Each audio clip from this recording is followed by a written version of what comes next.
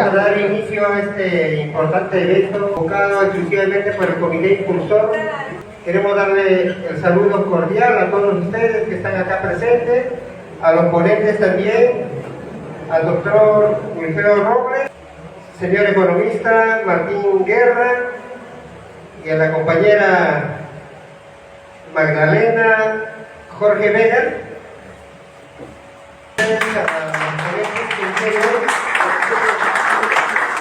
También quiero hacer mención al economista Wilson García Asto.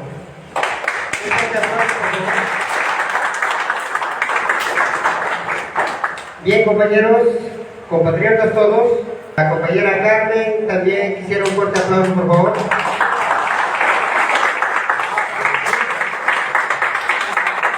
Bien, compañeros. Hoy es una fecha muy importante. Nosotros estamos adelantando la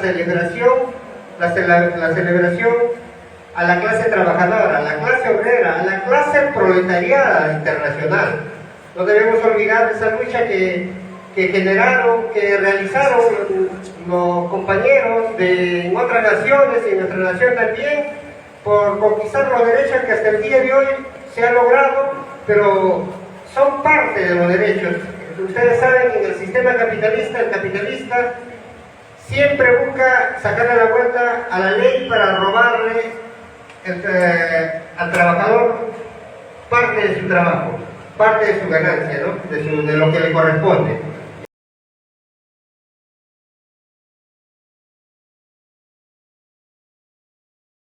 Vamos a iniciar en estos momentos con la ponencia del doctor Wilfredo Robles.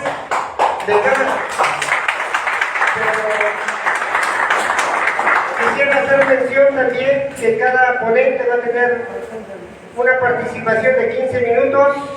Luego, por parte de ustedes, del público acá presente, harán sus preguntas para poder resolver inmediatamente, ¿no? Por parte de los ponentes. Bueno, le damos la palabra al doctor Wilfredo Robles para que pueda participar con su exposición. Sí, gracias, doctor Wilfredo. Sí, muy buenas tardes a todas las hermanas y hermanos que hoy día se encuentran reunidos acá en Villa El Salvador, y también a quienes me acompañan en la mesa, al compañero Martín, a la compañera Magdalena, al compañero comunista, y asimismo a los organizadores, el Comité Impulsor por la Asamblea Constituyente. Muy agradecido por la invitación. Y el 1 de mayo implica una reflexión para no solo de conmemoración histórica, sino de comprensión de qué es lo que corresponde hoy en la lucha por un mundo nuevo, por un mundo mejor, y también en el Perú, por un Perú de todos. Entonces, por un Perú y un mundo donde prime la solidaridad y el trabajo sobre el capital y sobre cualquier interés mezquino.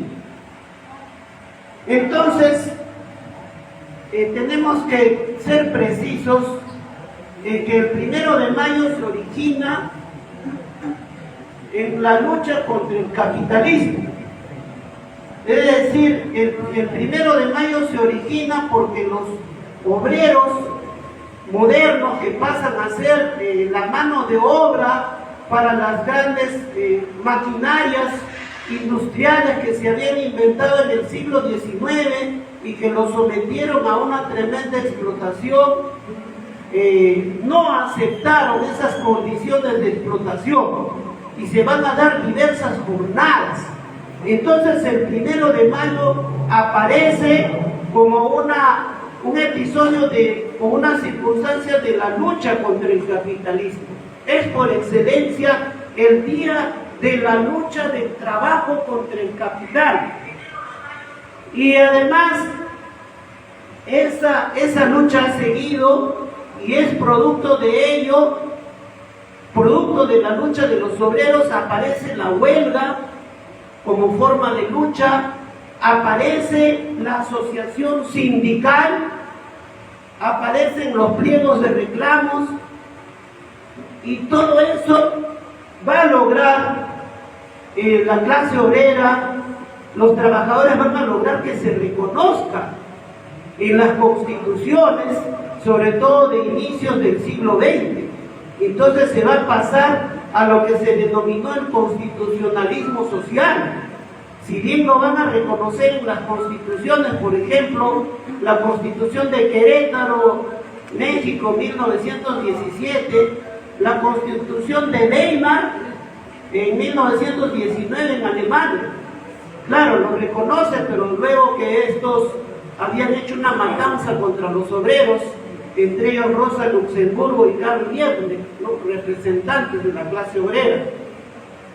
Pero esta lucha contra el capitalismo se va a dar en una situación en que el capitalismo no se va a limitar a obtener plusvalía explotando a los obreros de estos países desarrollados, Alemania, Inglaterra, Francia, Estados Unidos, sino que se va a extender y se va a convertir en, ya va a pasar a una época expansiva. Lenin dice en la etapa superior y le llama imperialismo, y entonces ellos con mayor fuerza van a acudir a los países como el nuestro, ¿no?, y también a los demás países de América Latina, de Asia, de África, para llevarse nuestros recursos naturales y convertirlos en productos en sus grandes industrias y colocarlos en el mercado. Entonces el capitalismo no solo implica la explotación de los obreros y los trabajadores, centralmente implica eso, pero también implica el saqueo de nuestros recursos naturales. Y por eso es que ellos van a generar guerras, van a generar golpes de Estado, van a generar una serie de situaciones para afinar esa apropiación de los recursos naturales. Y el Perú no ha sido la excepción. Hemos vivido la época del guano y el salitre, y en eso nos llevaron a una guerra. El imperio inglés utilizó a Chile, ¿no?, como un perro de presa para atacarlos y arrancar los territorios. Luego vino la bonanza del caucho, vino el tema de las mineras, y así ha transcurrido, ¿no? Ha transcurrido toda esa situación. Entonces hay que ver en su real significado esta situación. Entonces, hoy en el Perú, ¿qué vivimos? Hace 30 años o más de 30 años, la aplicación de un modelo ultraliberal de desconocimiento de los derechos laborales, donde ellos pasan a desconocer derechos laborales y se van a dar una serie de leyes y se va a dar incluso jurisprudencia, ¿no?, precedentes para desconocer los derechos de los trabajadores.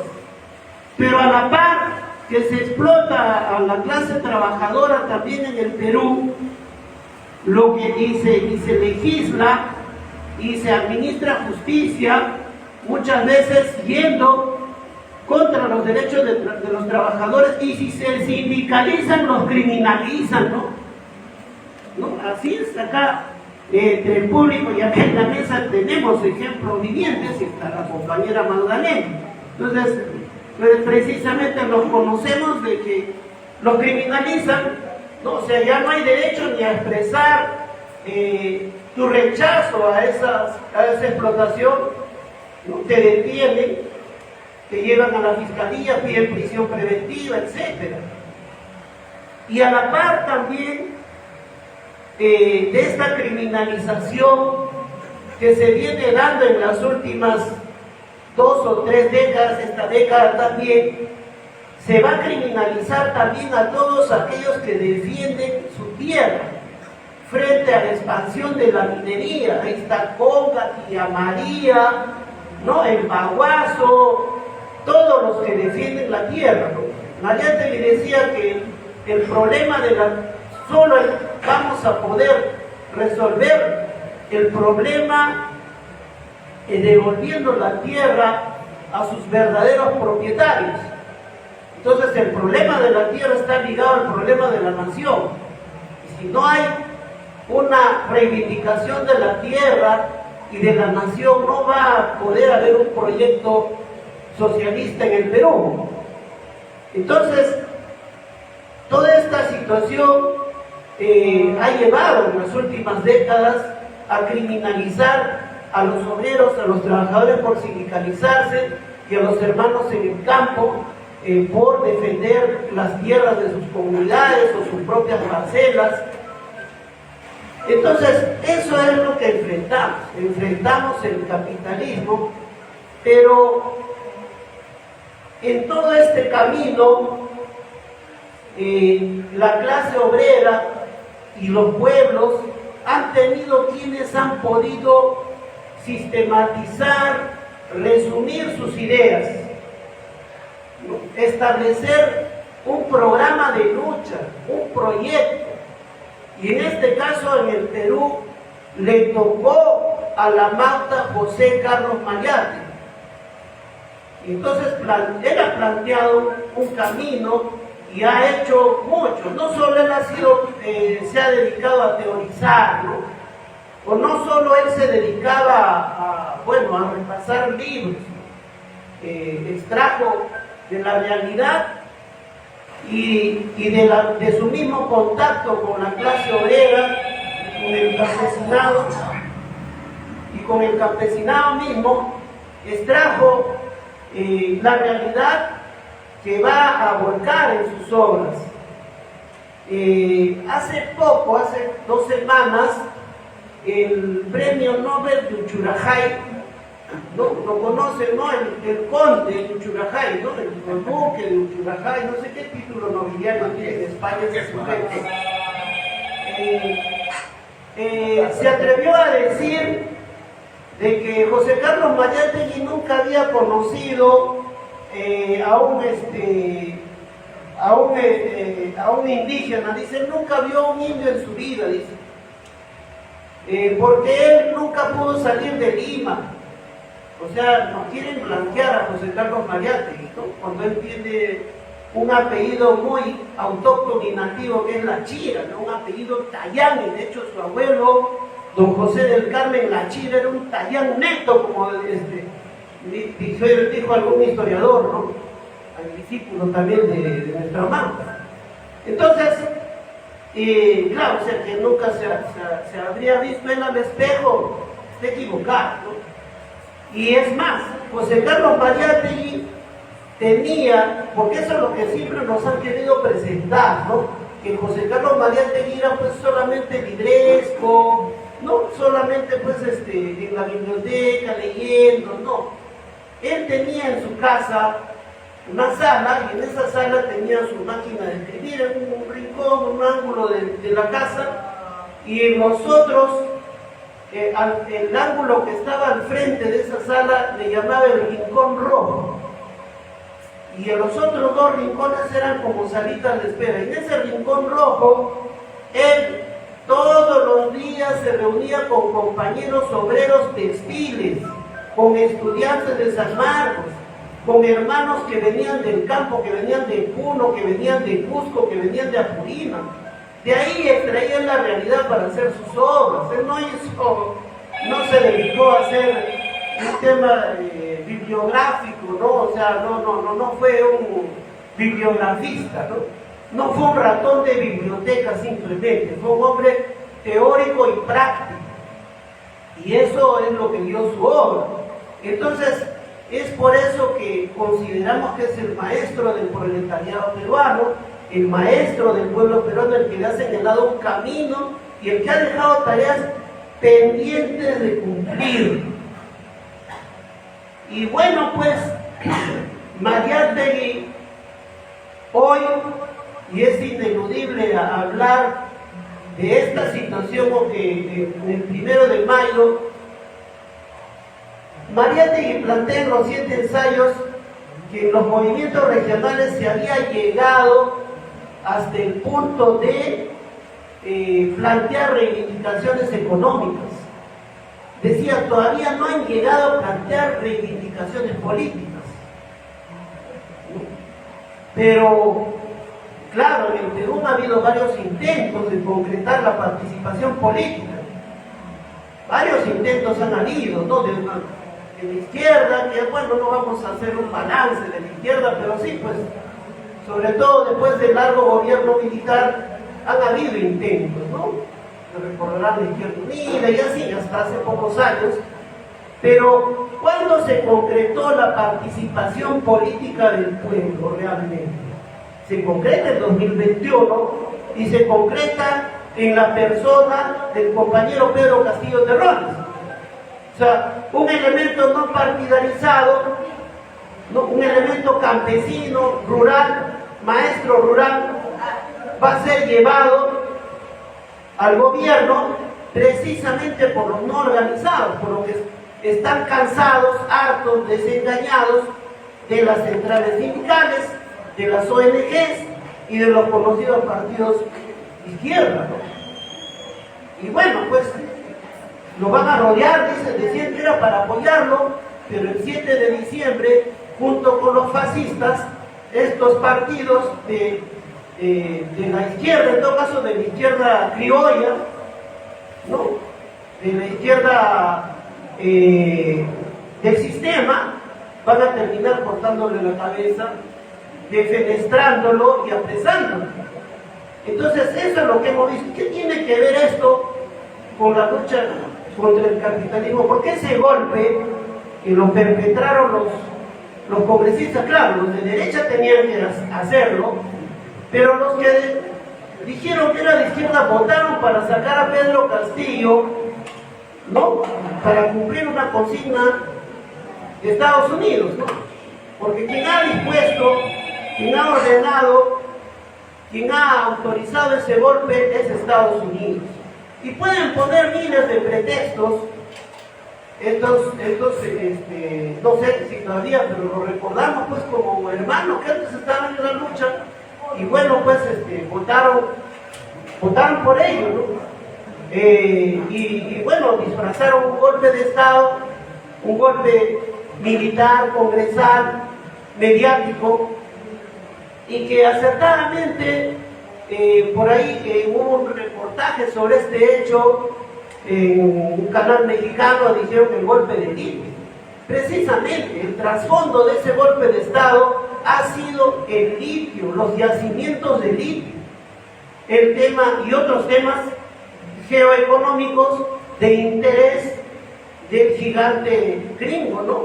De Estados Unidos, que es que desde el oncenio de Leguía siempre ha definido los cambios de gobierno, siempre ha definido los golpes de Estado y los conflictos bélicos en los que se ha visto envuelto el Perú.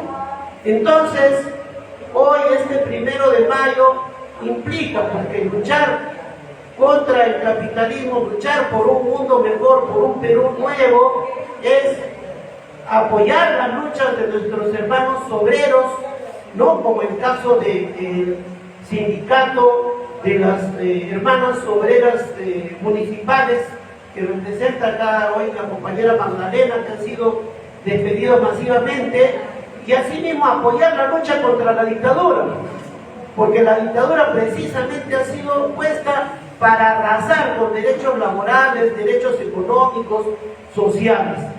Entonces, implica eso, implica también el tema de la solidaridad, porque, bueno, acabo con esto, hay por ahí quienes difunden que no interesa, ¿no? Que quieren invisibilizar la lucha por la libertad de mi compañero Pedro Castillo. Y lo preocupante es que dicen ser de izquierda, ¿no? Pero bueno, pues ¿dónde está la solidaridad de clase? Porque por último, si ya no lo quieren reconocer como presidente y quieren avalar a la usurpadora, pero por lo menos y el compañero sindicalista, ¿dónde están los principios? Entonces, bueno, tanto logra comprar el gobierno usurpador. Entonces, bueno, es un tema para reflexionar. Y bueno, este 1 de mayo, pues, estaremos todos juntos, como dice José Carlos Mariátegui, y todos nos une más, nos separa este 1 de mayo en lucha contra el capitalismo, contra la explotación del capitalismo y contra la dictadura. Muchas gracias.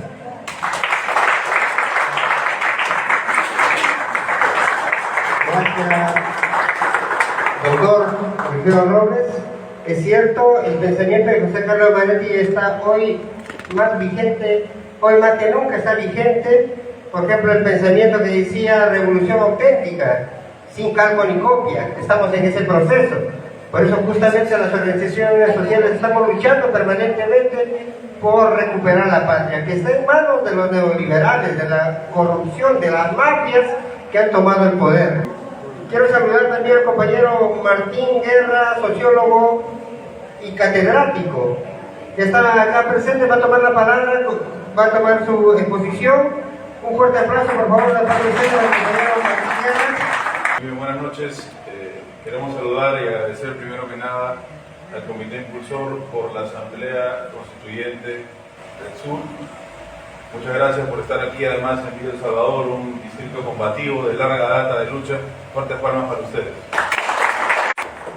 Agradecer también a la mesa que me acompaña, a la compañera Magdalena Portes, dirigente del Sindicato de Trabajadores de la Municipalidad, combativa compañera que representa a quienes han sido maltratadas y maltratados por el actual burgomaestre, un personaje servil a los intereses más perversos de los poderes de siempre en nuestro país. Saludar también a nuestro compañero Wilson García Asto, que está en el extremo de la mesa, y a nuestro querido compañero abogado de las causas del pueblo, Wilfredo Robles, con quien hemos caminado ya desde hace mucho tiempo en unidad por la defensa de nuestro pueblo, en todo ámbito y en toda lucha. Bien, hermanas y hermanos, la fecha que nos reúne es importante, es el 1 de mayo, el Día Internacional de la Clase Trabajadora, el Día Internacional del Proletariado, que tuvo como representante fecundo, pródigo, a un hombre de origen muy humilde, a quien hasta ahora, como bien nos recuerda nuestro hermano Wilfredo, se ha pretendido manipular, vejar, ¿no?, en su ética y en su capacidad revolucionaria, que fue José Carlos Mariátegui. José Carlos Mariátegui, le pese a quien le pese, va a seguir siendo uno de los peruanos más ilustres y siempre va a ser el líder del proletariado consciente de nuestro país. Y por lo tanto, como es nuestro líder, nuestro fundador y dirigente, tenemos el deber irrestricto de defenderlo siempre y en todo lugar. Claro, Mariátegui no necesita más defensa que la acción revolucionaria y la acción de la organización de nuestro pueblo. Pero frente a personajillos como los que mencionaba el hermano Wilfredo, que amparados en la fama y en el dinero, pretenden siempre trastocar la obra de Argueda, la obra de Mariátegui y de tantas mujeres y hombres que han sido y siguen siendo importantes para nuestro pueblo, tenemos que comenzar por ahí, aclarando algunos puntos y agradeciendo al hermano Wilfredo que nos trajo el tema a colación. José Carlos Mariátegui sí conoció a nuestro mundo indígena. En un ensayo que publicamos y difundimos el año del centenario de Amauta José María Arguedas, el año 2011, que se cumplieron 100 años de su nacimiento, en una revista que salió en la Universidad Nacional Mayor de San Marcos, llamada IARI, colocamos con pruebas bibliográficas y documentales que José Carlos Mariátegui tuvo al menos 3 momentos de cercanía con nuestros pueblos originarios. El primero, y lo dijo el hermano Wilfredo, su abuelo era originario de nuestra etnia tayana y era originario en Catacaos, en Piura, emigró a Guaral, pero su origen era de una comunidad indígena y estaba muy ligado al tema del trabajo colectivo de la tierra. Ese era el abuelo de Mariátegui. El padre de su madre, doña Amalia Lachira Vallejos. El segundo momento donde Mariátegui tiene un encuentro, para no mencionar todos los ejemplos que ha puesto nuestro hermano Wilfredo de conocimiento de la organización popular de origen indígena, campesina, minera, ¿no?, que él se reunía en el Rincón Rojo, sino solo yendo a los datos biográficos. El segundo momento importante que tiene José Carlos Mariátegui de relación con el mundo indígena es su estancia en Huacho. Cuando él es pequeño vive en Huacho, y en Huacho, de acuerdo a la data de la época, la mayoría de la población indígena migrante. Y Mariátegui crece ahí. Y el tercer momento es su viaje a Huancayo, que todos los bibliógrafos olvidan. Mariátegui viaja a Huancayo. Mariátegui no podía viajar mucho porque tenía una dificultad de índole de salud, pero viaja a Huancayo. Yo recomiendo que investiguen, es importante siempre investigar para defender nuestras ideas, los trabajos que hizo José María Arguedas esta vez sobre Huancayo. Arguedas encuentra que en Huancayo la situación de nuestros pueblos originarios era muy distinta a la que se vivía, por ejemplo, en Ayacucho, en el Cusco, en Apurímac o en Cajamarca, porque Huancayo había tenido, antes de la llegada de los españoles, una relación especial con los incas, por supuesto, no muy pacífica, digamos, ¿no? Y con la llegada de los españoles se dieron cuenta de esto y acicatearon la enemistad huanca del centro cusqueño para lograr cierta hegemonía, es decir, buscaron alianzas. Entonces en Huancayo se había dado un desarrollo económico y social distinto al resto del Perú prehispánico. Mariátegui va ahí y no solamente conoce lo que ocurre en Huancayo, sino que se informa muy bien de la situación de las comunidades indígenas que no gozaban de esta prosperidad. Entonces es un mito que Mariátegui no conoció a nuestros pueblos originarios. Y justamente, amparándonos en eso, nos remitimos a un texto de 1924 donde Mariátegui da un gran mensaje al Perú. Ese texto se llama El 1 de mayo y el Frente Único, donde Mariátegui reivindica la fecha del 1 de mayo. Vamos a hacer un primer paréntesis ahí y vamos a irnos donde se originó esta fecha. Hubo una revuelta llamada la revuelta de High Market en la llamada Ciudad del Viento, Chicago, en Illinois, los Estados Unidos, una de las ciudades más industriales que tenía el monstruo capitalista ya para ese entonces los Estados Unidos de Norteamérica. El capitalismo había surgido en Europa, pero con las revoluciones industriales se había ido desarrollando y se había convertido en un sistema mundo. Una de las razones que impulsa la independencia de los Estados Unidos es justamente el colocar a una élite que gobierne ese país, ya no para intereses ingleses foráneos, sino para los nuevos inversionistas que se habían generado en las haciendas y también en el comercio, en lo que se llama, luego de la guerra de independencia norteamericana, los Estados Unidos. Pero claro, los Estados Unidos se fundan, se independizan, pero siguen manteniendo a nuestros hermanos afroamericanos como esclavos. Los siguieron manteniendo hasta que tuvo que darse una guerra, ¿no? La guerra civil norteamericana, que terminó por liberar a nuestros hermanos negros de Estados Unidos de la explotación de su gobierno. Y a nuestros hermanos indígenas de Norteamérica, en Estados Unidos hay muchísimos, ¿no? Los relegaron a vivir en reservaciones y les quitaron la tierra. Así se conforma el país capitalista por excelencia. La potencia capitalista que rápidamente prueba el imperialismo y ataca los 5 continentes, porque Estados Unidos ha mandado fuerzas militares a los 5 continentes. Así se inicia Estados Unidos como país, atacando por ejemplo a Argentina, una historia que se conoce muy poco, ¿no? Y después Centroamérica, etcétera, etcétera. Entonces, en el corazón de ese monstruo, en 1886, un grupo de obreros marcharon por mejores condiciones de vida. Nuestro hermano Wilfredo nos ha hecho una lista de logros que la clase obrera organizada ha conseguido como derechos laborales y que los tenemos, hermanas y hermanos, por ellos. No solo en Estados Unidos, aquí también, nuestros hermanos de Textil Vitarte y tantos otros, en la época de Mariátegui. Pero la fecha comenzó ahí.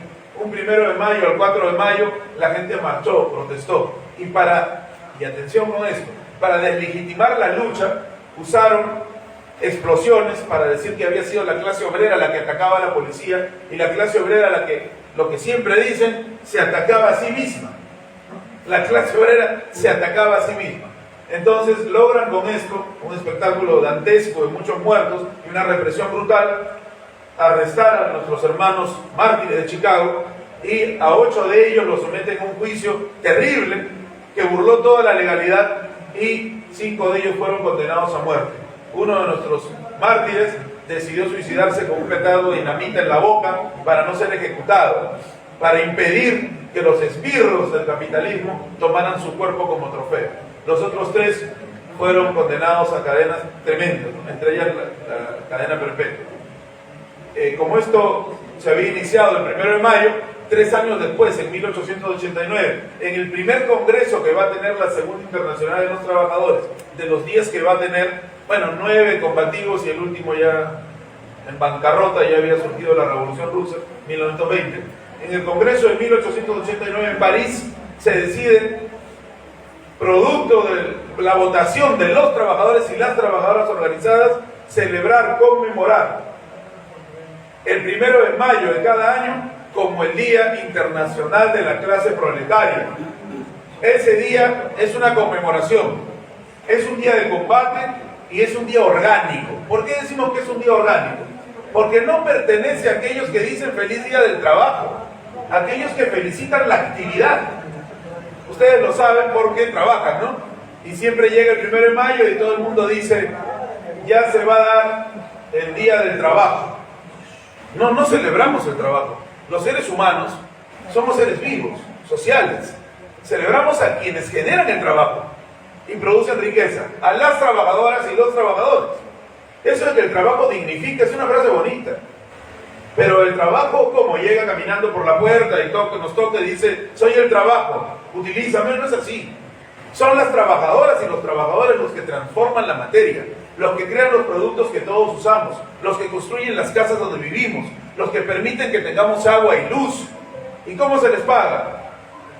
Con palo y bala, con prisión. ¿No eran trabajadoras y trabajadores nuestros hermanos que salieron a manifestarse después del 7 de diciembre de 2022? ¿Cómo es posible que siga gobernando una élite criminal que se ha mantenido el 7 de diciembre matando a nuestro pueblo y estemos aparentemente en tranquilidad, aparentemente en calma? Nuestros hermanos y hermanas cayeron con decisiones políticas tomadas desde arriba. Cualquier manifestación se puede disolver de otras formas. Los agentes de la represión son expertos en disolución de conflictos. Había que disparar, ¿para qué? Porque sabían que ellos estaban quedando contra la legalidad. Ellos estaban burlando el voto popular graficado en el triunfo del profesor, el presidente Pedro Castillo de 2021. Le guste a quien le guste y no le guste a quien no le guste. Ese voto popular, esa decisión soberana dentro de un Estado de Derecho, de una democracia que ellos tanto defienden, la democracia burguesa, fue burlado. Y ahora está alguien por quien nadie votó, tomando decisiones con un Congreso absolutamente corrupto, con honrosas excepciones, que se pueden contar con muy pocas, encareciendo el costo de vida de los trabajadores, entregando los recursos naturales de nuestra patria al capital transnacional, burlando el ecosistema, matando a los dirigentes ambientalistas que cuidan la Amazonía, implantando concesiones y privatizaciones por doquier, construyendo los últimos pisos que el neoliberalismo necesita para dejarnos sin patria, para dejarnos sin territorio, para dejarnos sin soberanía. Ellos eran trabajadoras y trabajadores. A ellos se les disparó. No tenemos que temer defender nuestro día. El 1 de mayo no es para celebrar un feriado y estar en la casa rascándose el estómago, viendo televisión. El 1 de mayo es un día de conmemoración de quienes dieron su sangre por nuestros derechos. Es un día de combate por defender esos derechos y radicalizarlos. Es decir, hacerlos más profundos.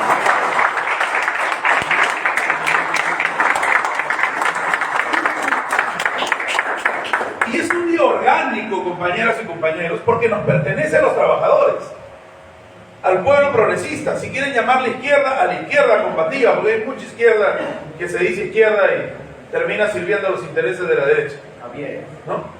Necesitamos que ese día, además de ser de conmemoración y de combate, sea orgánico. ¿Qué significa orgánico? Que forme parte de un cuerpo organizado con planes, programas de trabajo y de lucha para solucionar los graves problemas que tiene nuestro país. Mariátegui nos dejó esta tarea, no estamos diciendo nada nuevo. Mariátegui, en 1924, muy joven, escribe este artículo adhiriendo al 1 de mayo y dice varias cosas, y con esto vamos yendo hacia el final. Mariátegui dice que él lamenta que cuando vienen los días previos para organizar las conmemoraciones y las jornadas de protesta del 1 de mayo, prime, dice Mariátegui, la dictadura del dogma, la rigidez del dogma, dice exactamente, y no la fecundidad de la práctica. Es decir, discutimos por ideas escritas en los libros y movilizadas en el tiempo, y no por la necesidad concreta. Siempre estamos pensando qué hubiera hecho tal o cual personaje de la historia que defendió nuestra causa, pero no pensamos qué debemos hacer nosotros.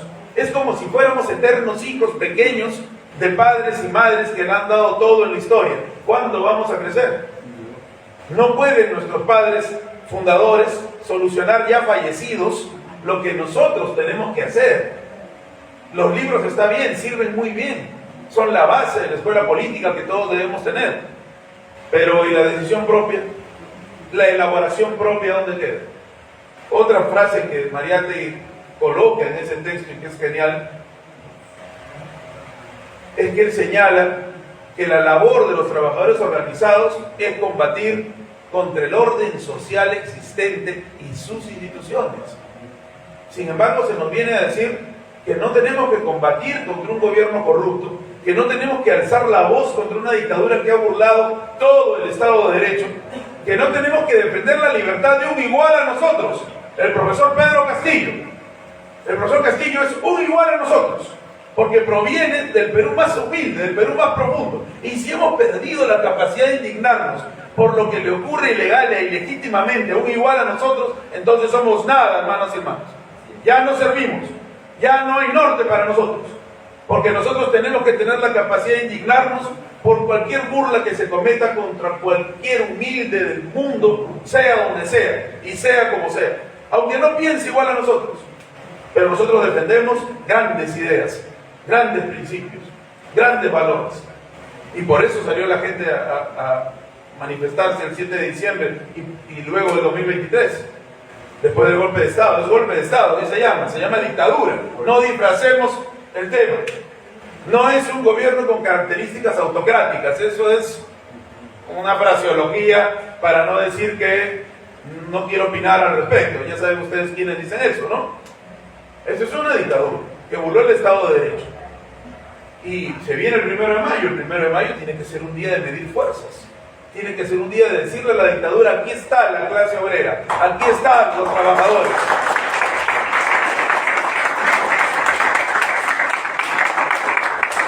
Aquí estamos como pueblo organizado, levantando la bandera del proletariado, contra el capitalismo que nos explota, nos roba, contra el imperialismo que causa masacres en Palestina, que causa masacres en África, que causa masacres en Asia, en todos los rincones del mundo donde ellos quieren y necesitan los recursos naturales, contra el imperialismo que inventa guerras de rapiña, contra el imperialismo que quiere someternos con sus bases militares, con sus alianzas estratégicas de intercambio militar, ¿no?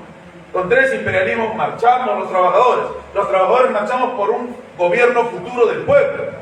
Basta ya de pensar que las trabajadoras y los trabajadores solamente nos manifestamos por un pliego de reclamos. A eso nos ha querido reducir los poderes de turno, a que pidamos solamente aumento de salario. Los trabajadores pidieron aumento de salario hace más de 100 años.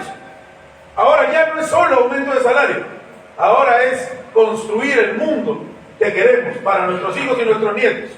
Y ese mundo que queremos no puede ser capitalista. El capitalismo ya ha demostrado su fracaso histórico.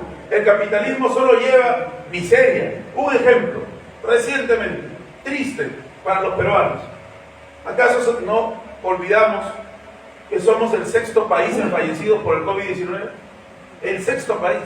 ¿Cuáles son los 5 que nos anteceden? Países que tienen una población sumamente mayor a la nuestra. ¿Cómo es posible que seamos el 6º país? En la pandemia se demostró que nuestro servicio de salud está quebrado, mientras hay dinero para otras cosas, ¿no? Para grandes farras, para relojes carísimos, para usar el Estado como casa de citas, y seguimos sentados esperando que cambie por una varita mágica.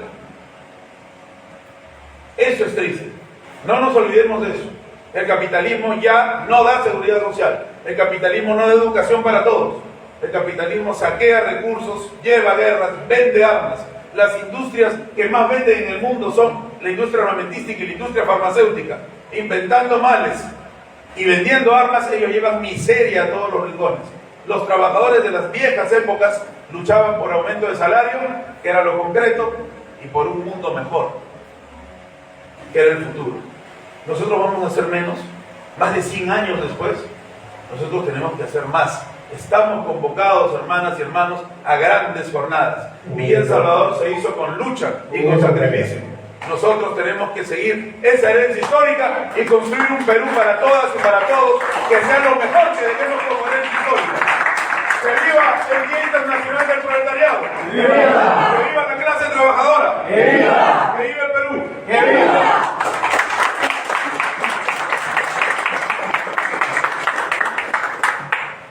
Gracias, compañero, por su guerra.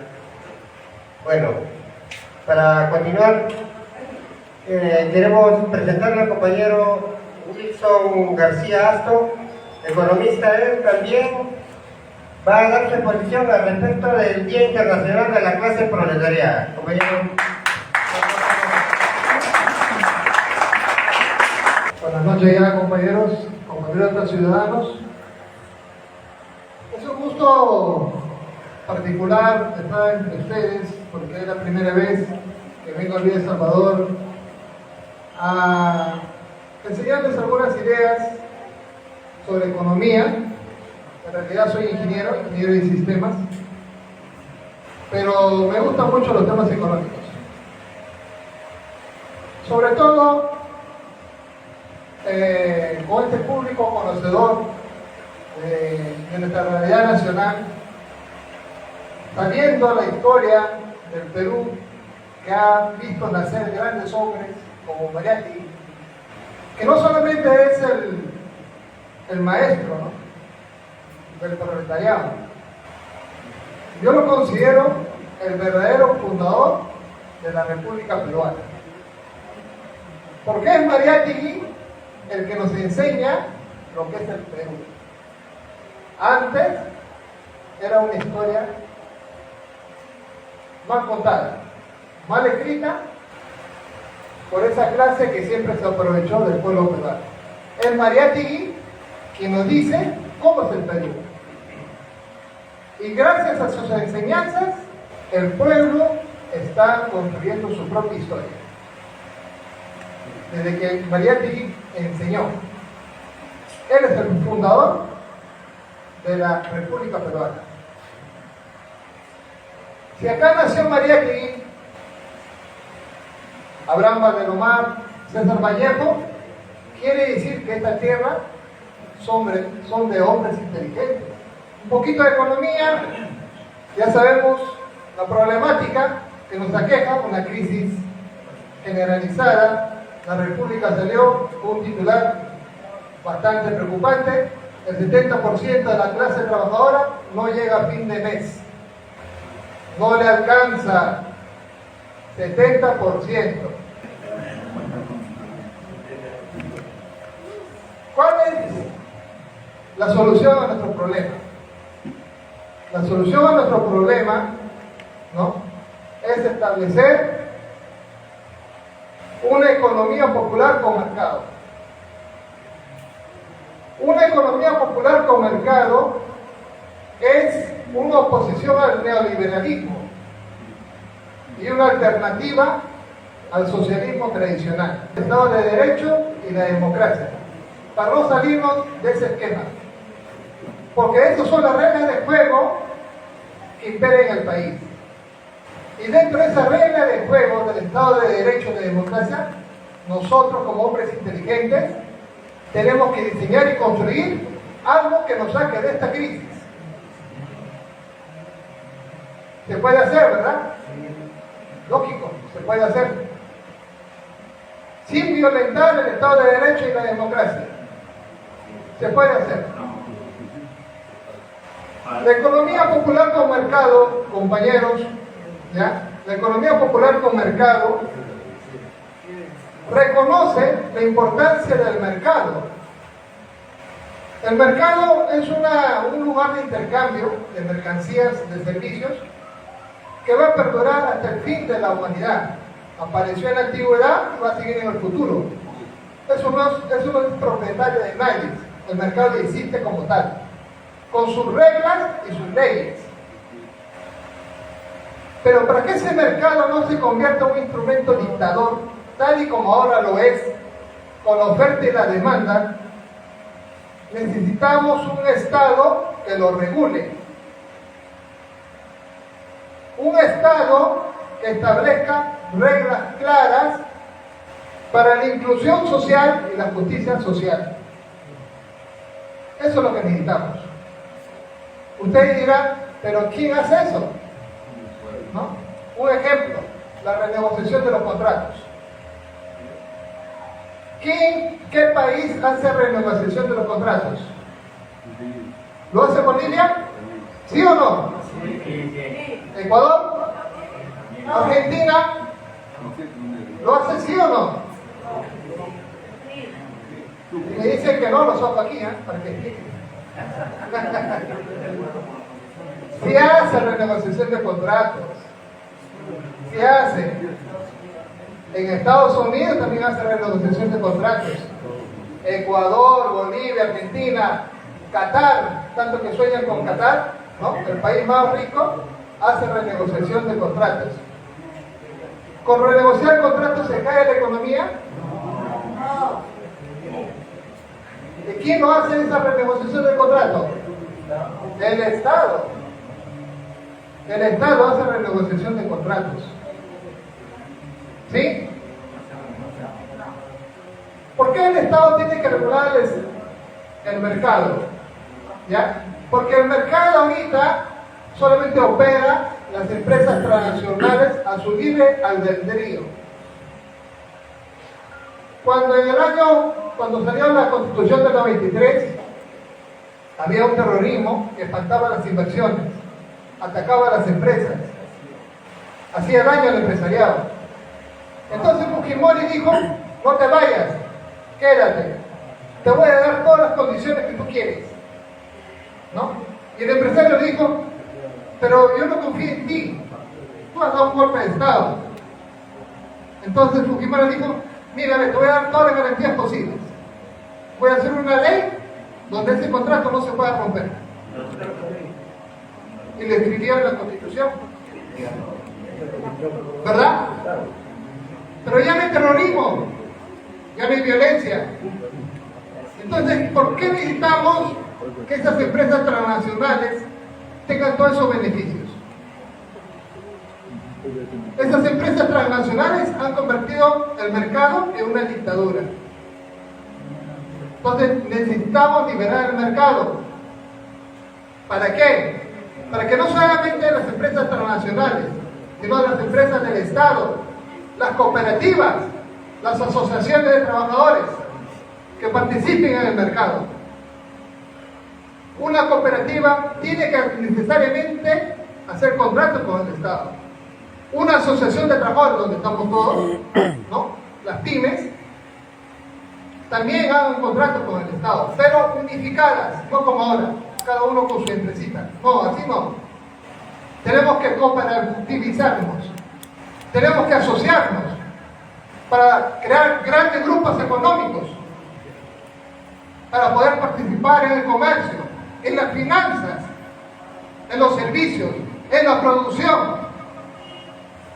Si hacemos todo eso, vamos a salir de esta crisis. ¿O ustedes no se sienten capaces de hacer una cooperativa, compañeros? Ustedes no se sienten capaces de asociarse y decir al gobierno, al Estado, queremos participar de los contratos.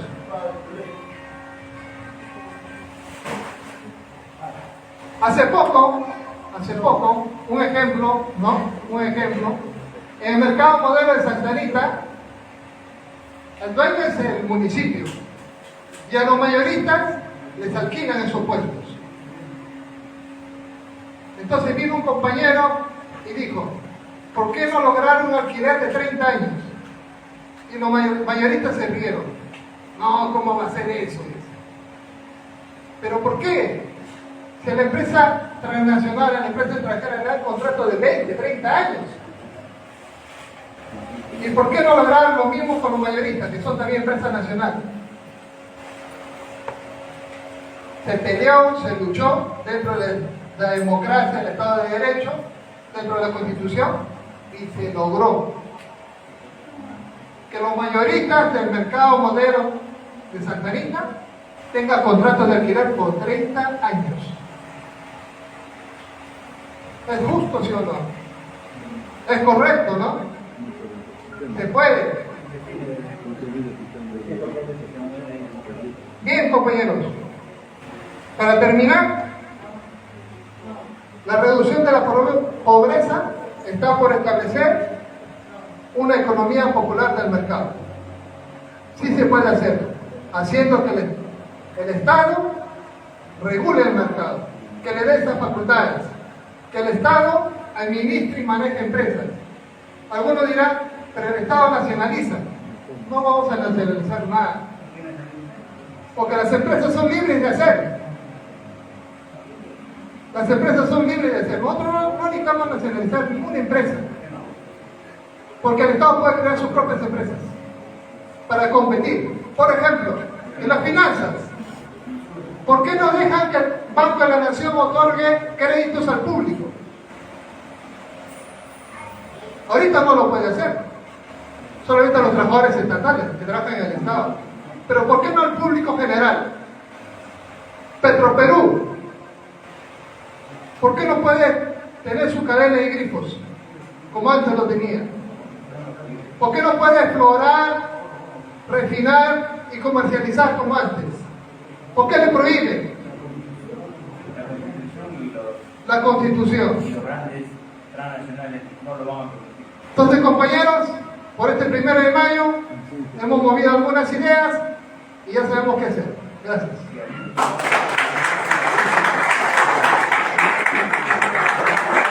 Bien, compañero, muchas gracias al compañero Wilson. Bueno, interesantes opiniones, deja mucho que pensar. Los ponentes están exponiendo su conocimiento para poder nosotros de repente crear también alternativas. Creo que eso hemos hablado también en nuestro, como comité impulsor, ¿no? Como comité impulsor, porque la lucha es esa. La lucha es contra el capitalismo, que barbarie, que está generando bastante daño a nuestro país. Prácticamente nos ha quitado patria ya. Y tenemos que recuperar. Y la única forma de recuperar es a través de una asamblea constituyente. Y esta lucha es permanente, compañeros, permanente. Compañeros, quiero darle la palabra a la compañera Magdalena Jorge Vega. Ella es representante del...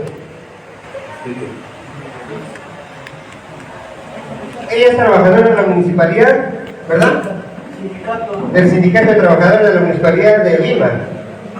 ¿Quiere dar la palabra, compañera Magdalena?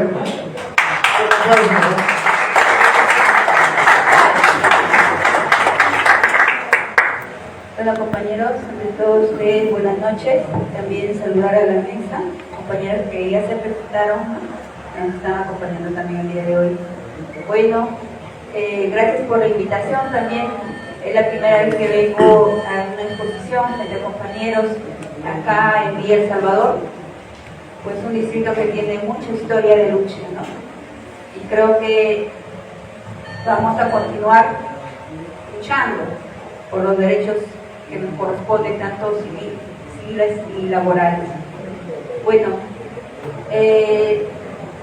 conmemorando este 1 de mayo que ya viene día miércoles, es recordar y conmemorar la lucha que tuvieron nuestros hermanos trabajadores, en especial los compañeros que lucharon en nuestro país. Como muchos sabemos, que para lograr las 8 horas tuvieron que luchar nuestros hermanos. Hace poco tuve una reunión con 2 compañeros que en esas épocas me hablaban, donde había grandes huelgas en el año 70, 72, grandes marchas. Se asociaban panaderos, se asociaban textiles, se asociaban muchos trabajadores y juntos luchaban en las calles por conseguir derechos. Pero lastimosamente poco a poco ha ido bajando esa manera de luchar y lograr derechos. En mi caso, como ya me presentaron como sindicalista, para formar sindicatos desde el año 93, desde el año que ingresó el presidente Fujimori, que destruyó la mayoría de sindicatos, ha dejado al 5% de sindicalización y hasta la fecha creo que no nos recuperamos, al contrario, estamos bajando ya al 4%. Entonces, hablando del Día del Trabajador, hablando de conmemorar este día 1 de mayo, ¿qué tenemos que hacer? Como el compañero decía, que hay 70% de peruanos que no tienen un trabajo estable, que no tienen, entre comillas, un trabajo formal, con derechos. No conocen qué es una gratificación, qué es asignaciones familiares, qué es ETS, qué es vacaciones, porque trabajan todo el año. Nuestros compañeros trabajadores ambulantes, que tienen sus negocios, que tienen su restaurante, ¿no? Que son trabajadores que no tienen derechos. Y muchos jóvenes también, que en la actualidad, por necesidad laboral, ingresan a trabajar, pero sin derechos, simplemente con el sueldo mínimo, y ni siquiera 8 horas, son 12 horas que trabajan.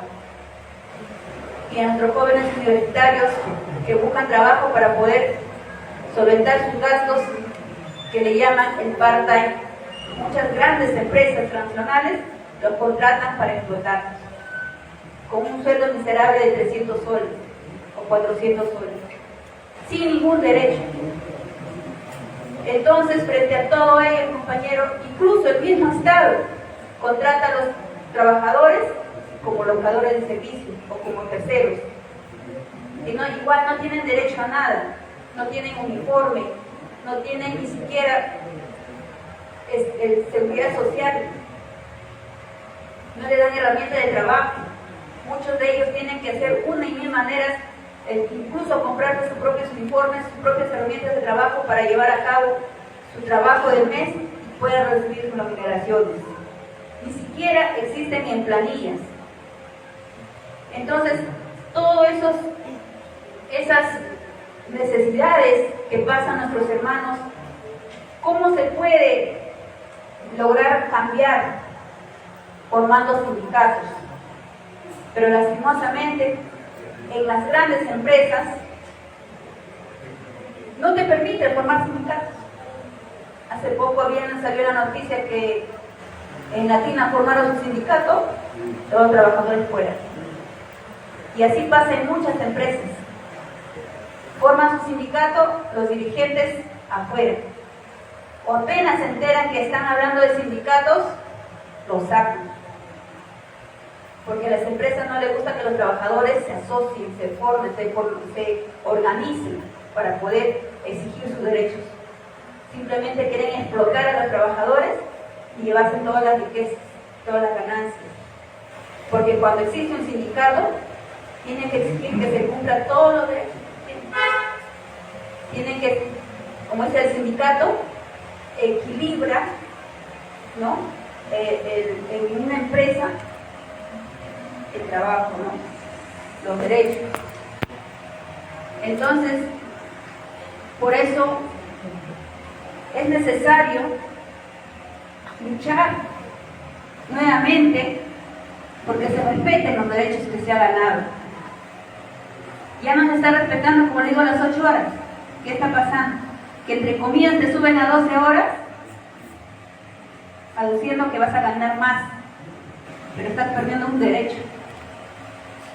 Y los derechos, compañeros, no se negocian, los derechos se defienden y se conquistan también para poder tener una vida digna, para poder tener más tiempo con nuestros hijos, darle una calidad de vida para que nuestra sociedad surja. En estos momentos casi a nadie nos alcanza el sueldo mínimo. Es por ello que saliendo de tu trabajo tienes que buscarte otra. Muchos compañeros que conozco hacen doble trabajo, salen de trabajo, en la tarde se ponen a vender como ambulantes o agarran una mototaxi, salen a taxiar. Y eso no es justo, compañeros. Entonces, este 1 de mayo es para reflexionar que como sociedad, ¿qué estamos haciendo? ¿No? Tenemos que organizarnos. En mi experiencia de lucha sindical, yo vengo de ser obrera, soy obrera de limpieza pública, vengo de trabajar en una empresa privada en primer lugar, y una experiencia que cuando nosotros nos encontrábamos ya a punto de perder el trabajo, por eso de las contrataciones de las empresas, por concesiones que realizaba la Municipalidad de Lima, soñamos, ¿no?, que podemos conseguir derechos, pero ¿cómo? Desnaturalizando el contrato que tenía la municipalidad con la empresa. En este caso, como muchos habrán escuchado de la empresa Innovaambiental Relima, que tiene más ya de 30 años trabajando con la Municipalidad de Lima, el año 2015 se terminaba su contrato de esta empresa con la municipalidad. Ellos veían simplemente la concesión de la empresa, contratar a otra empresa, pero no tomaban en cuenta a los más de 1.600 trabajadores que en su momento estaban laborando, con más de 15 años de servicio en la limpieza pública, y muchos de ellos ya pasaban los 50 años. Con 20 años, 15 años de trabajo, lo iban a dejar en las calles, y eso no era justo. Entonces, como organización sindical, decidimos luchar por una estabilidad laboral, exigiendo a la Municipalidad de Lima que en las cláusulas del contrato ponga que todos los trabajadores van a continuar laborando con la actual empresa, cosa que no se consiguió. Solo se consiguió un punto donde decía que va a pasar un 60%, pero previa evaluación. Y en previa evaluación, compañeras, sabemos que van a descartar a las compañeras que tienen enfermedades propias del trabajo, a las compañeras mayores de edad, ¿no? Solo va a pasar las personas que están aptas para seguir explotando. Entonces, en esa lucha, compañeros, lo que hicimos fue judicializarlo. Y eso también fue otra lucha de casi 4 años en las calles, exigiendo a la municipalidad el respeto al derecho humano al trabajo, porque el trabajo es un derecho humano, compañeros, que todos debemos tener, tenemos también, porque de eso, del trabajo, como dice, sale todo, el derecho a la salud. Tienes trabajo, tienes el derecho a la educación a tus hijos, para dar el derecho a la vivienda, a los servicios básicos, ¿no? Entonces, compañeros, luchando, logramos sacar una sentencia judicial que desnaturaliza la tercerización de la limpieza pública, y logramos también tumbarnos, compañeros, el concurso de concesión de la limpieza pública. Entonces, algo que decían, nuestros propios compañeros decían que no se va a poder. Es mentira que están ustedes pidiendo pasar a las planillas de la municipalidad como una empresa privada, como los trabajadores de una empresa privada van a pasar a la municipalidad. Eso no se puede, es imposible. Muchos nos decían eso. Y hemos tenido una sentencia judicial que ordenaba el pase a la Municipalidad de Lima. Y no solo se quedó en sentencia, porque obvio que la municipalidad no quería sacar. Y nosotros teníamos que seguir luchando. Eran madres, mujeres las que estaban adelante. Hemos sufrido represiones a montón. Nos han arrastrado, nos han echado aguas con sus pinochitos que ahora ya están en desuso, creo. Nos echaban agua, nos detuvieron, fuimos incluso detenidas en la Fiscalía de la Nación, gracias al doctor Wilfredo, que siempre también ha estado con nosotros, nos ha acompañado en todas esas luchas y él es testigo de todo ello. El año 2020, 500 trabajadores, compañeros, lograron pasar a planillas de la Municipalidad de Lima. Algo que era imposible y ahora están laborando, con derechos, con estabilidad. Entonces, ¿y qué cosa más no podremos lograr, compañeros, si nos organizamos? ¿Qué cosa más? La fuerza a que le temen las empresas, las grandes empresas, compañeros, es la fuerza de la unidad del trabajador. Es por eso que siempre, cuando se quieren organizar en un sindicato, lo despiden. Hay madres, hay mujeres que no bajan los brazos así nomás, porque conocen sus derechos. 8 meses en las calles, compañeros, luchando por sus derechos. Y vamos a seguir ahí hasta que se cumpla. Han multado a las obreras municipales que estaban luchando ahí. Han mandado a los serenazgos, a los fiscalizadores a amedrentarlos. Las han denunciado, compañeros. Pero eso no nos anilan. Estamos ahí. Exigimos, pedimos muchas veces solidaridad de otros sindicatos en la misma municipalidad, pero lastimosamente hay sindicatos patronales que están arrodillados frente a la patronal y nunca pues se solidarizan con sus pares, ¿no?, que son trabajadores. Pero igual, compañeros,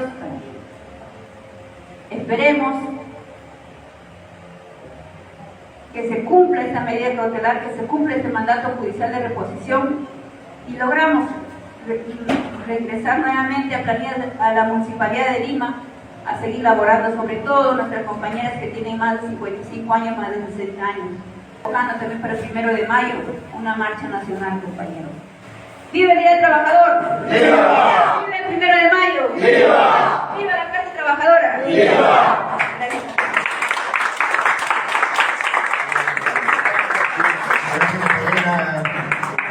Magdalena. Bueno, quiero rescatar una frase de usted que ha dicho hace un momento, que creo que va a quedar grabado. ¿Qué cosa más podríamos lograr si nos organizamos? Interesante esa frase.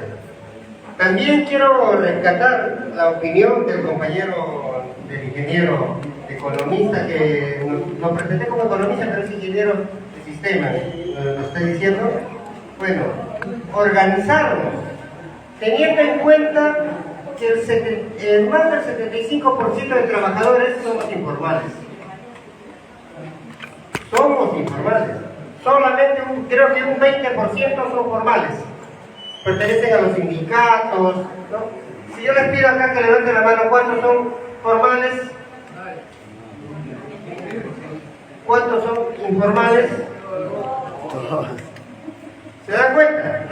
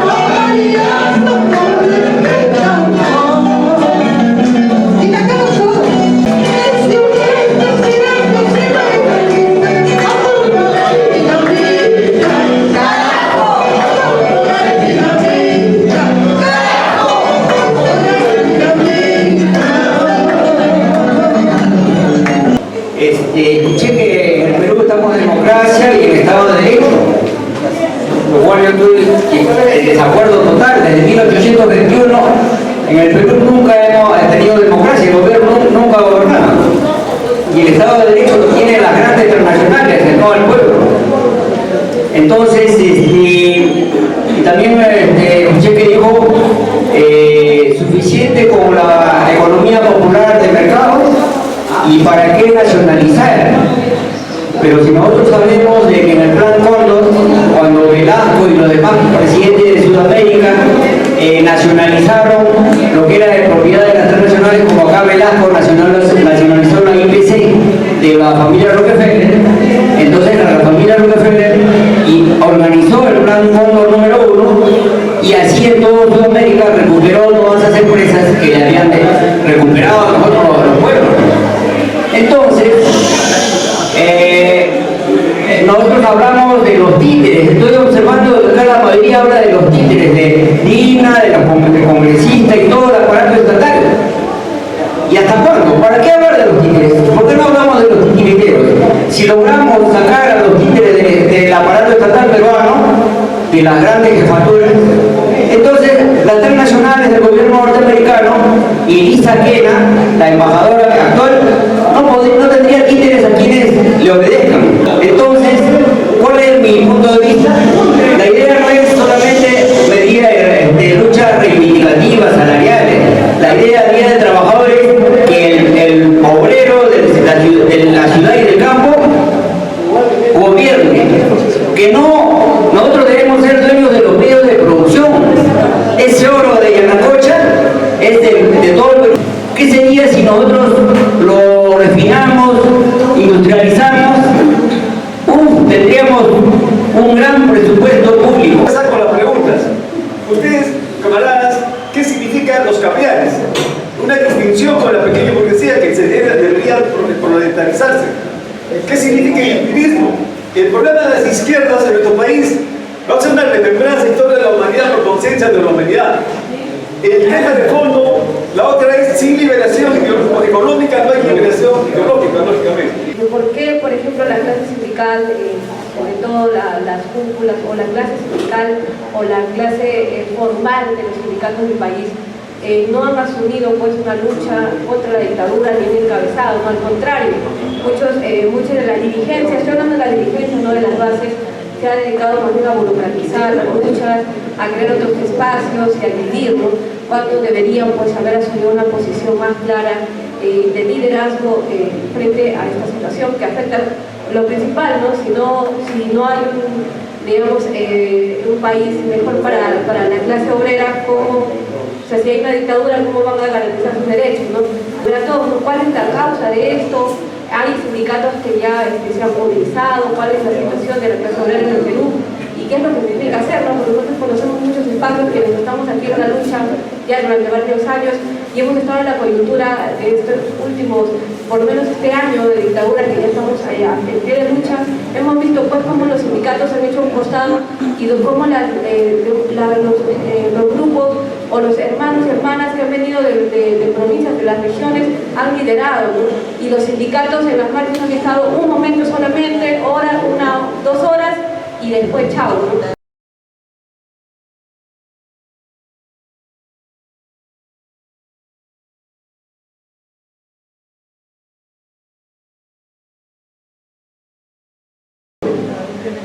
Para mí esto ya no me gusta teorizar. Con los años que tengo, vengo utilizando más de 60 años. Y vuelvo, repito, la misma historia del clasismo, del marxismo, pero en la práctica muchas veces ni siquiera se va a levantar la mano izquierda. He visto en el CAI que más del 90% levanta la mano derecha cuando están del libre de la acción del proletariado. La izquierda levanta la mano izquierda, no la derecha. Entonces, por ahí vamos pasando a identificar quiénes somos de izquierda y quiénes somos de derecha. En segundo lugar, obvian, los teóricos obvian decirnos la verdad. En el Perú no gobierna los peruanos. En el Perú gobierna un gobierno títere que todos los años, en todos los de 5 años, pone el tema del imperialismo norteamericano a través de sus agentes. Y los primeros agentes acá en el Perú, ¿saben qué con qué? El PNUD, el USAID y el comando Comando Sur. ¿No? ¿Y cuántos años hay? Es la organización donde tiene hasta el último oficina en todos los ministerios, en todos los poderes. Ahí tienen sus agentes, la servicio de inteligencia norteamericana. Ese es el sistema de. Y el PNUD, otro instrumento que maneja hasta la selva peruana. ¿Qué es el Comando Sur? El Comando Sur es una organización militar norteamericana que domina a todo el ejército y policía de toda Latinoamérica y principalmente del Perú.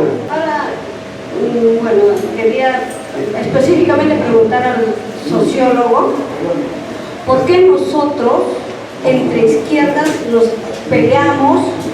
¿Por qué queremos bajar al otro, como si es algo que divide mucho? O sea, ¿por qué se da eso, no? O sea, ¿qué es lo que está ocurriendo?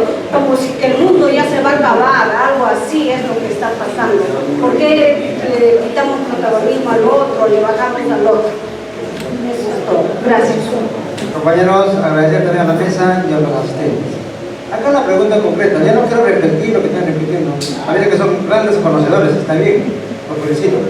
Pero acá, aprovechando su presencia, nosotros quisiéramos saber, ¿no? Hasta yo mismo me pregunto, y pregunto a los demás. En la izquierda, más de cerca de 40 partidos que hay acá en el Perú que quieren ser presidente. ¿O qué cosa creen ellos? ¿Que siendo presidente van a solucionar los problemas? No, eso yo quisiera que nos ahonde la información. ¿Por qué sucede eso? ¿A qué se debe? También, compañeros, hermanas, felicitarle a ustedes por la asistencia, por el interés, porque el espacio, los compañeros que impulsan este espacio avance. Para eso necesitamos esa unidad, esa gran unidad de todos nosotros. Ese es el saludo en nombre de mi colectivo, Profe Lima Popular, Frente de Colectivos. Somos también como base del Senor. Y bien, compañero, quiero hacer breve con mi pregunta. Primero va para el compañero economista. Compañero, usted mencionó no hará posible la nacionalización de la empresa, ¿no? Las tantas empresas que tenemos, tantos recursos naturales que tenemos en el Perú, pero sin embargo nosotros creemos en un nacionalismo. Si fuera ese el caso, ¿cuál sería la salida en concreta para cambiar el tipo de modelo económico que tenemos en el Perú? Por otro lado, para el compañero Wilfredo Robles, también una pregunta. El quien les habla, he trabajado desde mis 8 años, hasta a veces 14 horas, 16 horas, como dijo la compañera, a veces por sueldo mínimo, ¿no? Pero sin embargo, cuando de alguna forma ahora en la actualidad estamos pasando en un crisis económico, después de trabajar 10 años he salido recién de vacaciones. Yo no tuve vacaciones. Pero ¿qué es lo que está pasando en las empresas? De alguna forma hemos avanzado, ya tenemos un sueldo, ¿no? Ya más o menos regular, pero ¿qué está pasando en las empresas ahora? Nos está viendo la forma de despedir a los otros compañeros, ya despedido en algunas empresas también, y a los que vienen de repente con sueldo menor, a los compañeros que tienen sueldo menor, están de alguna forma estableciendo en el trabajo. En ese sentido, compañero, ¿cuál sería la forma correcta nosotros debemos accionar o reaccionar los trabajadores en ese sentido? Muchas gracias. Pero primero tenía que hacer un testimonio de parte. Yo nunca puedo rehuir cuando se señala algo que va en contra de mis ideas, defender mis ideas, ¿no? Entonces se asoció, el compañero lo hizo, de alguna manera, inteligencia con no querer un Estado socialista. Bueno, yo me considero un poquito inteligente, un chiquito, algo inteligente. Y sí deseo y lucharé toda mi vida por un Estado socialista y por la revolución socialista. Es el único camino de liberación de nuestro pueblo. No voy a dejar pasar jamás que se diga algo contra el socialismo, porque desde que militamos muy jóvenes en el socialismo revolucionario, asumimos la tarea de defender las banderas del socialismo contra todos y contra todo. Porque si no hacemos eso, hermanos y hermanas, ya hemos retrocedido hasta lo más mínimo en las proclamas del pueblo que ha luchado en todo el planeta por mejores condiciones de vida. Diciendo eso, y tal vez entendí mal, pero creo que no. No tengo una inteligencia chiquita, probablemente entendí mal, pero desde esa inteligencia defendemos el socialismo. ¿Por qué decimos que hay democracia? Es que no hay que confundir democracia con el mejor de los mundos, pues justamente esa es la madre del cordero. Vivimos en una democracia, es la democracia burguesa, ¿no? La democracia lograda con la Revolución Francesa, que en su momento fue revolucionaria, que acabó con las aristocracias, con las oligarquías de los grandes reyes y las familias de los nobles. Paulatinamente, no fue de la noche a la mañana, regresaron después con la restauración, pero poco a poco en Europa, es un tema europeo, se fue terminando con las monarquías, ¿no? Entonces se pasó a una democracia. Bonaparte fue el encargado de llevar esta, entre comillas, democracia burguesa a toda Europa. Nosotros la asumimos recién, luego de la independencia de América. Dejamos nuestro colectivismo andino-amazónico, que fue aplastado por la colonia española y el modelo occidental explotador, extractivista, enemigo de la inteligencia y el colectivismo, por una forma de explotación minera. Recordemos que aquí en la época prehispánica vivíamos en lazos colectivos, lo dice Mariátegui en los 7 ensayos, lo que él llama el colectivismo agrario, lo que Arguedas llama la comunidad primitiva. Y Arguedas dice, la comunidad primitiva puede servir de base para la comunidad moderna. Ahí entran cooperativas, asociaciones, claro que sí, pero eso no va a destruir un sistema de explotación mundial. El capitalismo existe porque tenemos recursos, y los recursos se los llevan y nos lo venden como producto terminado. Eso aminora nuestras horas hombre de trabajo. Es decir, lo que ganamos está de acuerdo al valor hora del mercado mundial. No se trata de liberalizar mercados para tener un pedacito de la torta. Tenemos productos, tenemos derecho a nacionalizarnos, luego tenemos derecho a socializarnos, tenemos derecho a gozar de esos recursos y de esos productos, y que nuestros trabajadores ganen muy bien, porque generan la riqueza del mundo. Eso se llama socialismo, como estado de transición todavía, ¿no? Entonces, la democracia que vivimos es democracia. Bueno, no la del golpe del 7 de diciembre de 2022, pero es una democracia burguesa, pues queremos eso. Queremos solamente votar cada 5 años, y votar ¿para quién? Para elegir a lo mismo de siempre. ¿Acaso nosotros sabemos cuántos presupuestos aprueba el señor López Aliaga? Está colgado en la página web, pero vamos a desencriptar eso, pues. Todo con números que nuestro pueblo no entiende, porque además están puestos a propósito para que no se entiendan, y dicen que es democracia. ¿Democracia qué? Es elegir a alguien para que nos robe. La verdadera democracia popular a la que aspira el socialismo es la de que el pueblo en sus comunidades tome las decisiones y las convierta en decisiones del Estado. Luego, el Estado terminará en su momento, ya no habrá Estado. Pero para llegar a eso necesitamos primero defender lo propio, nacionalizarlo, socializarlo, que no es lo mismo. Velasco nacionalizó, pero no socializó. No tuvo tiempo o no quiso, eso es ya otro balance. La socialización es cuando el pueblo mismo que produce genera riqueza y reparte la riqueza para el mismo pueblo. Algo parecido hubo en la época prehispánica, en el estado Inca, en el estado Huari, en el estado Tiahuanaco, ¿no? Con sus limitaciones, porque estamos hablando pues del siglo XV hacia atrás, pues, compañeros y compañeras, sin el desarrollo tecnológico de ahora. Entonces sí hay una democracia, y no decimos nosotros, creo que, bueno, la mayoría de la mesa no ha dicho que va a defender esta democracia, ¿no? Sino que quiere radicalizar esta democracia y llegar a otro estado de lucha social donde el pueblo sea el que controle su destino. Y Anacocha no es de Rockefeller, no es que yo me ponga a Rockefeller, ojalá podamos destruir a todos los grandes oligarcas del mundo, ¿no? Yanacocha pertenece a la Newmont Mining Company, que tiene su sociedad con Roque Benavides de Buenaventura, y es de la familia Pons, no es de Rockefeller. No, Rockefeller no es dueño de todo el mundo. ¿Saben por qué es un problema creer que 2 o 3 familias son las dueñas de todo en el mundo? Porque caemos en esa teoría de luchar contra 2 o 3 familias, y no luchamos contra familias, luchamos contra un sistema económico que se llama capitalismo, y luchando contra Dina Boluarte y su gobierno sátrapa, luchamos contra Estados Unidos. Para esa gente, caviares son desde los luchadores verdaderos que dan su vida, hasta los que se acomodan con el Estado, aunque sea que digan que son de izquierda, aunque sea, es mentira, ¿no? ¿Ya? Porque hay falsa izquierda. Entonces, ¿para qué usamos caviar? No hacemos eso. Llamémosle falsa izquierda, llamémosle a gente de la derecha infiltrados en la izquierda, llamémosle izquierda pequeño burguesa. Esos son los conceptos. Pero el término caviar nos lo ha traído la derecha. Yo particularmente no lo uso. Si lo usan, lo respeto, pero prefiero no usar eso, porque terminamos confundiendo y esa gente le llama a todos por igual, ¿eh? Caviar, rojo, rojete, tedruco, subversivo.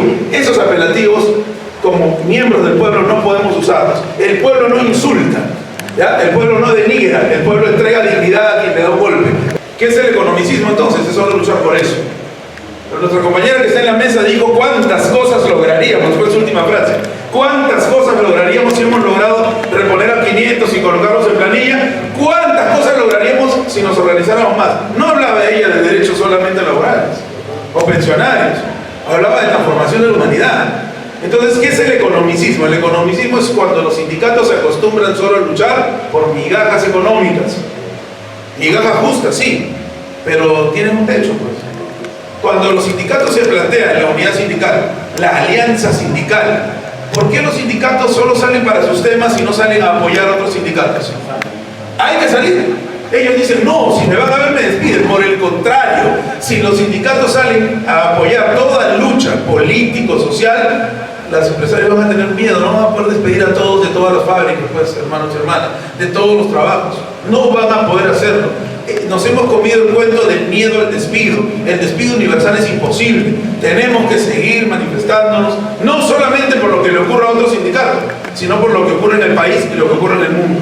Hace 100 años, hace 50 años, si había una matanza en Palestina, si había una matanza en África, si había un ingreso de las tropas norteamericanas a Granada, por ejemplo, en el Caribe, los trabajadores salían a marchar. Los trabajadores se oponían a la penetración imperialista.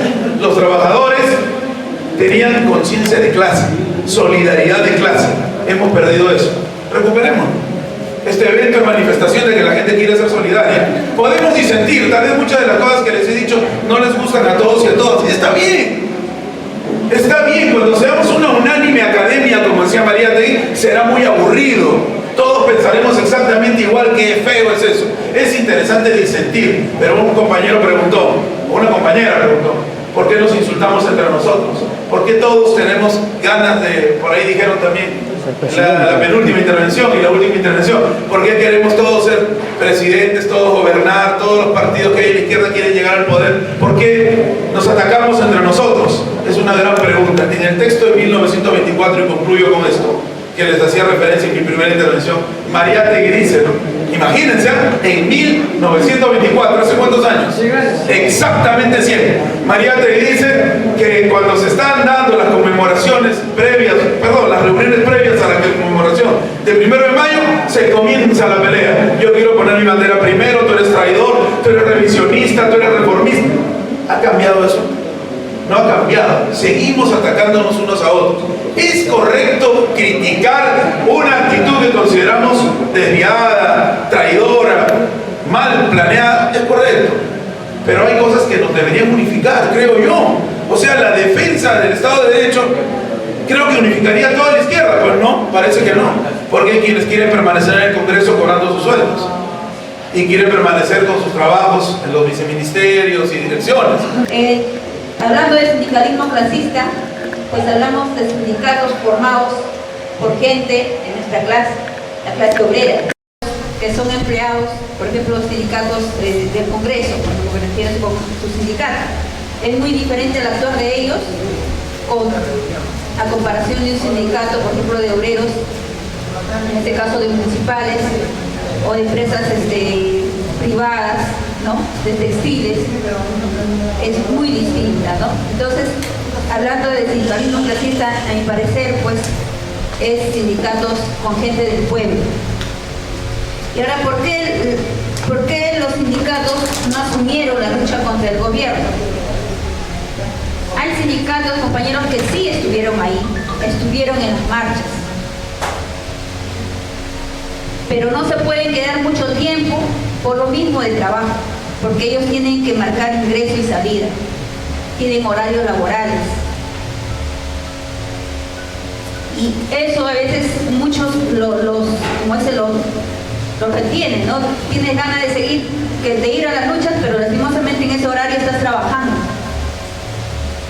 Y cuando convocas al sindicato, pues van, pero van los que tienen tiempo, los que no están libres. Entonces,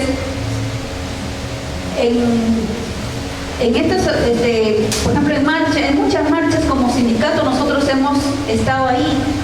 Por ejemplo, hemos luchado junto a los hermanos cuando salió la ley Pupín, por ejemplo, hemos estado ahí en las marchas, siempre hemos estado en las marchas en defensa de los derechos del pueblo, ¿no?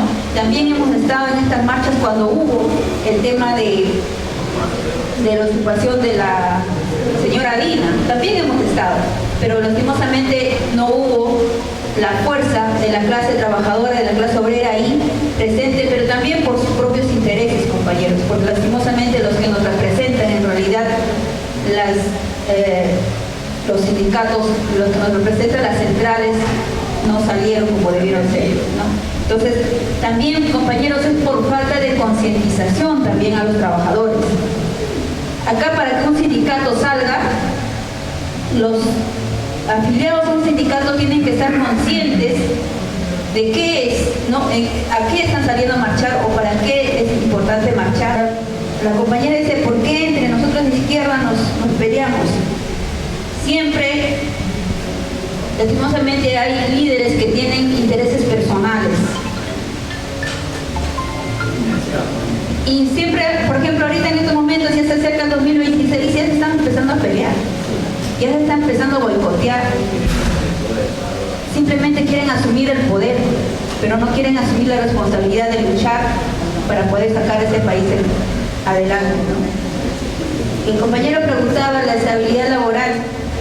Justamente esa es la lucha de toda la clase trabajadora en estos momentos.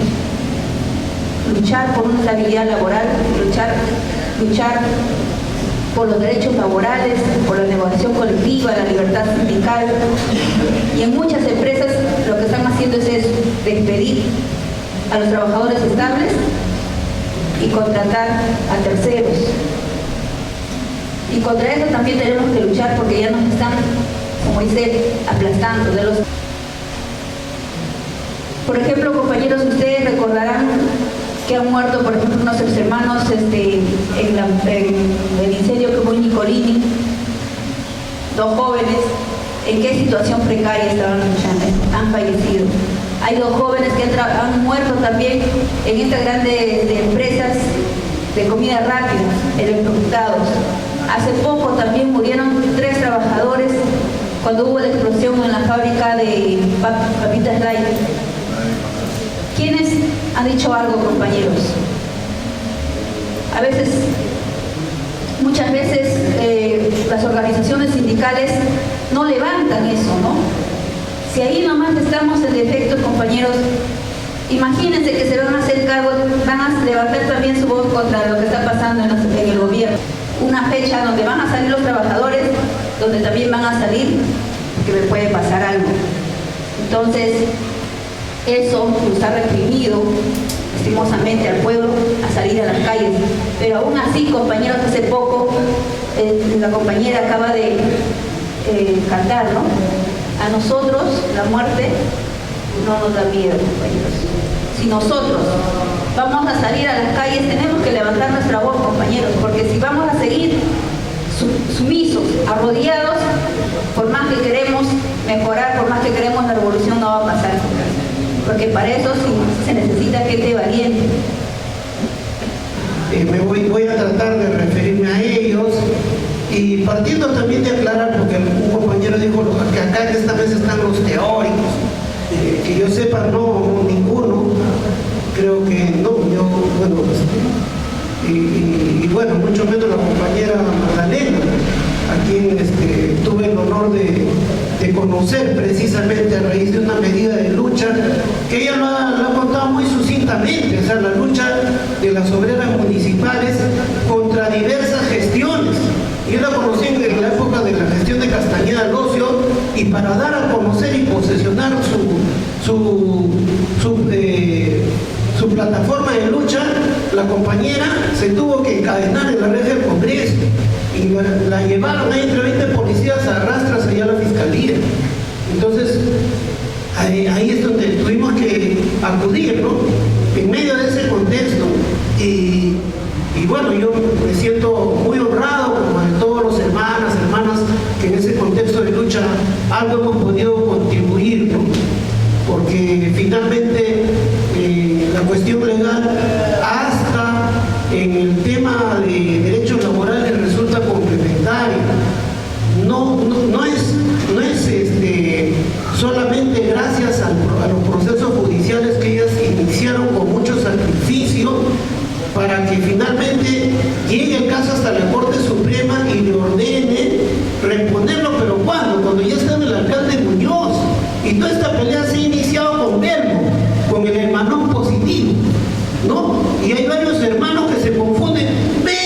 noticias, ¿no? O sea, cualquier charlatán sale a la red, ven, sí, él es la opción. O ven otro, el Ramírez Celazo, también, él es la opción. O por ahí un abogado apistón que llegó un tiempo también y se acercó a la defensa de Pedro. Uy, mira, me impresiona su oratoria.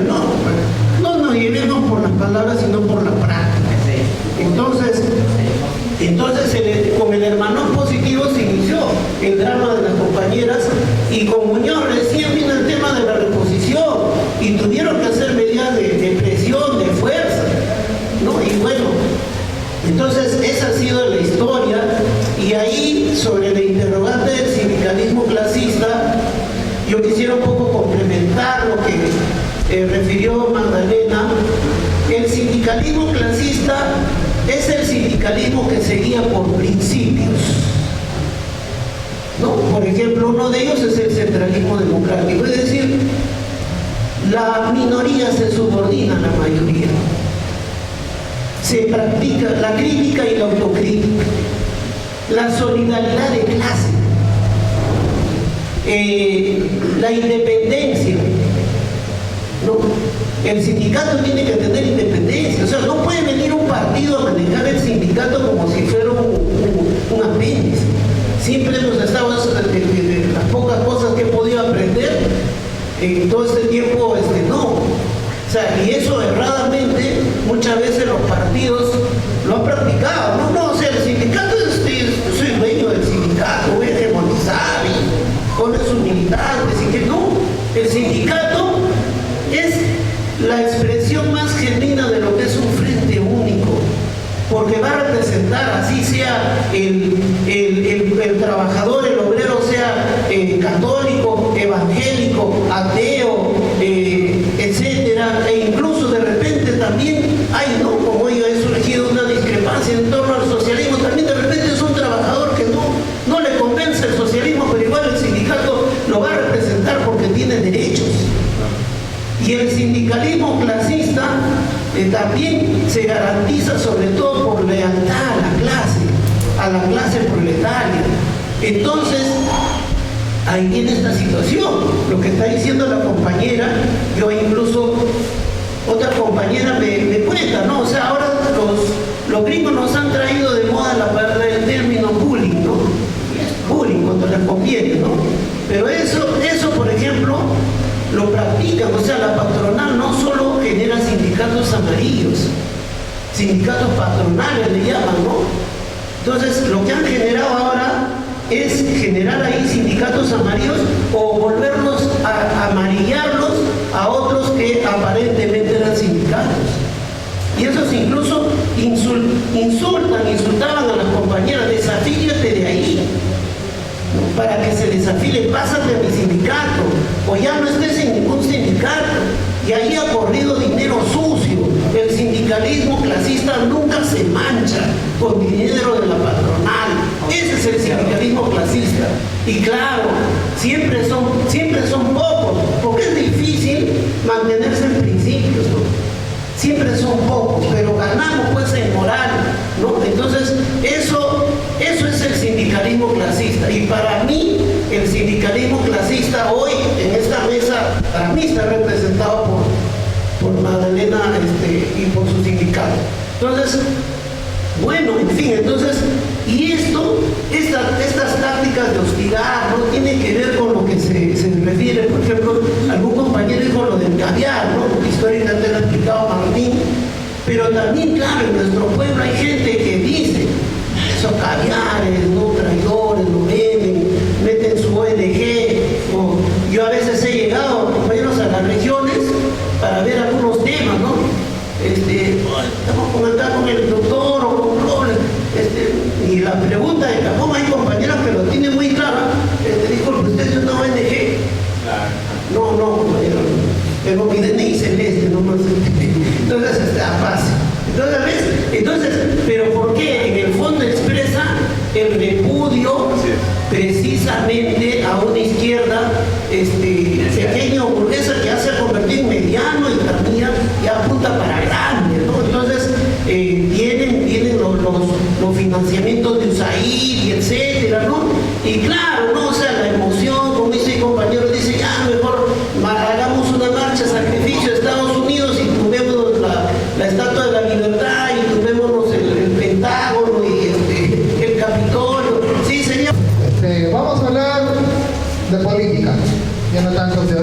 económica, ¿no? O planteamientos o ideas económicas.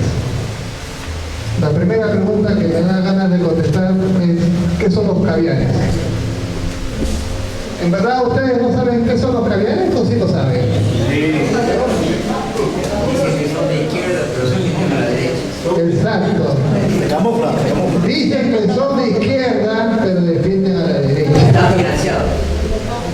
Y financiados por las ONGs, ¿verdad? Esos son los caviares. Defienden el sistema. Pero esos caviares son más peligrosos que la derecha, ¿sí o no? Sí. Que tiene el SUTEP y tiene la derrama. Y la derrama es su caja chica. Igualita a las demás centrales, los demás partidos. Dice, ¿qué hay que hacer para que se movilicen? Para que se movilicen, compañeros, hay que construir poder del pueblo. Organizar. Compañeros, eso hay que hacer. Por ejemplo, hace poco yo mencionaba que hay que organizar cooperativas y asociaciones. ¿Cuántos de ustedes pertenecen a una cooperativa? Grandes luchadores, gente conocedora e inteligente. Asociación. Asociación sí, ¿verdad? Cooperativa, nada. Entonces hay una tarea de construir poder del pueblo. Cooperativas y asociaciones, porque en un futuro gobierno popular tipo Castillo, esas asociaciones y cooperativas van a ser parte de la finanza, de la producción, del comercio y los servicios, para hacer contratos de larga data con el Estado. Compañeros, el socialismo, ¿qué país es socialista ahorita? Nadie, ¿verdad? Y aquel que dice que es marxista, ¿ya? Compañeros, aquel que dice que es marxista, ¿discute sobre sueños o sobre realidades? Sobre realidades. Si ahorita no hay país comunista o socialista, ¿cómo vamos a discutir sobre ese tema? No tiene eso. No tiene eso. Compañeros, no estamos en la época de los 70, en los 80, donde sí había. Sí había un ejemplo para decir, mira, el socialismo está aquí y funciona así, así, así, así. El problema está aquí, no está en el Comando Sur. El Comando Sur tiene su tarea y eso se lo cumple. Pero ¿y nosotros? ¿Y la sierra? ¿Y nosotros qué hacemos? ¿Nos recuerdo cómo? Organizado. ¿Y cuál es la máxima organización por encima del Congreso, por encima del gobierno, por encima de cualquier autoridad? La Asamblea Popular Constituyente. Esa es la máxima organización, el verdadero poder de un país. La Asamblea Popular Constituyente. Si yo a la compañera le pongo un distintivo que dice asambleísta, asambleísta, asambleísta, ellos son mucho más que cualquier congresista y cualquier presidente. Entonces, compañeros, yo creo que ya concluimos mejor. Solo para responderle. Brevísimo, nomás, solo para un minuto para responderle al compañero porque hubo una alusión personal, ¿no? Creo que se malentendió. Obviamente, hermanos y hermanas, tenemos que luchar contra el imperialismo desde mi concepción, ¿no? La concepción que yo planteo lo que yo pienso, no puedo plantear lo que piensan otros. El imperialismo norteamericano no es el único, ¿eh? Está el de la Unión Europea, la OTAN, Japón, etc. Claro, nosotros estamos más relacionados con Estados Unidos porque somos sus... No solamente por eso, traemos materia prima allá y ejerce un poder indirecto político-militar. Obviamente tenemos que luchar contra el imperialismo norteamericano, pero también contra nuestros temas. El pueblo entiende más claramente, y todos nosotros creo, que la CONFIEP y los poderes tradicionales del Perú en este momento se representan en la señora dictadora, usurpadora Boluarte. Si nosotros planteamos no marchar contra ella, sino contra la CONFIEP, es un abstracto. Es un abstracto. En concreto, la dictadura se representa en una persona y una élite. Y hay que contribuir a volver al Perú el Estado de Derecho, que es un logro del pueblo. El Estado de Derecho es un logro del pueblo a lo largo de años de lucha. Pero queremos algo más, obviamente, pero vamos por partes. Eso es lo que planteamos. No